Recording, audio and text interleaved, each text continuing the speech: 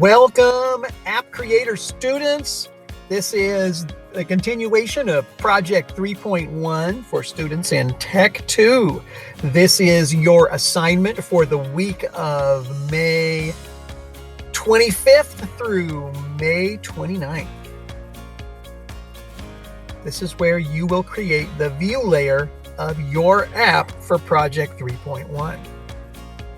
Your big idea is still creativity and computer science, and your essential question: how can I design and create an app that is wanted or needed? And here are your learning and language targets. Your learning target: I can build the view layer, that is the layout of your app in MIT App Inventor. And you can do this by reading your design brief, the one you've written, watching and listening to this video, and by using the components in MIT App Inventor. That's how you're going to build the view layer, that is the layer of the app that the user uses for this project. So we are continuing 3.1, and your job this week is brief. Watch the video with this lesson. Read the contents of your design brief. That way you are going to know what actually needs to be in this app that you're designing. Log in to MIT App Inventor. Name your project. This is a new project, and name it with your name and then the project name using camel case. You can see the example the video will show. And then build the layout of your app. We are not worried about the code yet. And then send a snip or screenshot of your finished screens. Here's just a quick page of links and information. Folks, please watch the following, especially if you haven't been in MIT App Inventor in a while.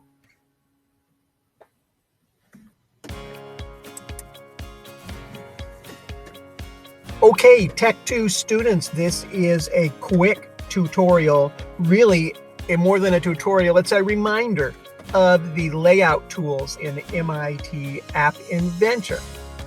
Your job is to start building the view layer, that is the layer of the app that the user of the app uses. And we're going to just review the layout tools. When you open MIT App Inventor, it defaults to the last app that you were working on. In my case, it's the Falcon COVID-19 app. To make a new file, you go to My Projects and Start New Project. And it's going to ask you to name it. Would you please just put in your first name? Mine is Greg, and then camel case, either put in the name of the app or project 3.1. Don't put in the 3.1 because the file name will not accept the dot or the period. Click OK, and it's going to open up a blank file, and you'll notice a delay. The MIT App Inventor servers do have a lag before they open up new things. Here it is. You can see that the project name is now right up here. And as I look at my blank screen, and over here I've got my palette of components. This will show me the components, and this will give me the properties of those components in the far right-hand column. So I here have my screens, and it's showing me right now screen 1 is the only screen I have. MIT App Inventor will always open up with the one screen. If you need another screen, here's the Add Screen button right here. So as I said, just the general layout features is what I am going to do. I am going to first look at the screen and then look over here at the components. You can define how you are going to set this screen up right here. For instance, if you want everything to start as centered and in the middle, you affect that right over here. Where it says left, I can now make it centered. Where it says align vertical to the top, I can also make that centered. Or as you can see, I can have things start at the bottom. And then here is the app name right here. And then the background color you can change right here to having none, or to using any of these colors, or to create your own custom color right there. The palette of tools are on the left, and this is what you're going to build, what the user is able to manipulate on your app. This is the user interface, and these are things like the buttons and the text and the list views and any sliders that are used. All that is on the left over here. Also, in the menu below that is the layout. I'm going to start with the layout. And the basic ones that we have is the horizontal arrangement and the vertical arrangement. If I want my things to be side to side, I'm going to use a horizontal arrangement. And if I want my horizontal arrangement to fill the whole screen from left to right, in the properties of this over here, where it says width, I'm going to ask it to fill parent. For a lot of the apps that we've done, this is what we have done. So now it gives me the entire width of my phone screen or my tablet screen. It will fill it out with whatever you put in here. And in this case, if I go back up to my user interface, well, now if I add buttons, those buttons are going to not stack up on each other, but will be put next to each other, side to side. The other kind of arrangement that I have here is the vertical arrangement. And this is where I put things if I want them to stack one on top of the other. So you can see, and again, I can also say, do I want it to fill the entire screen? And there are times when you may not want it to, but again, for most of the apps that we've worked on, this is how it goes. And then this is where, if I put in buttons, they are going to go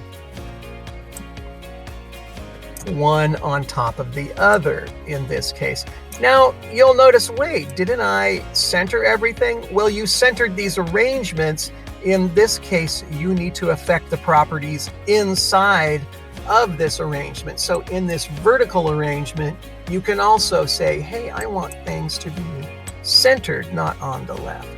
So you can affect what happens inside the arrangements, including their color. And if you just want whatever you choose as the background to show through, then select none, and it'll just show your background color of your screen. Or if you put in an image as a background color, the way that you would do that would be to go to screen, and you would be say, hey, select a background image. You would click, and if you haven't loaded any for this project, by uploading the file, you can then choose a file,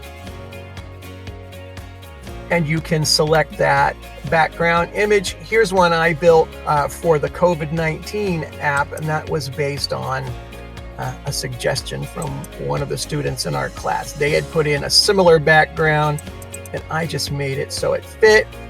Choose the file and click OK, and it will load whatever background that you have.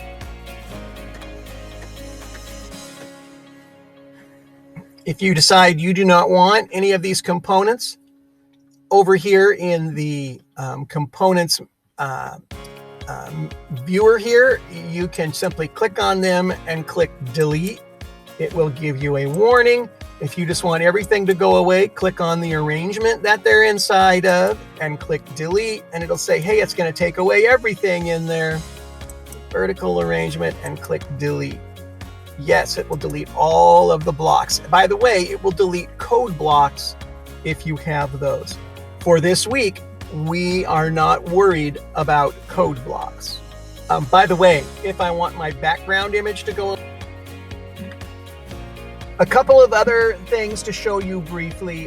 One of them is if your app is going to show a web page, you will need to bring in a web viewer. This is a visible component. If you just drag it in, it fills the screen.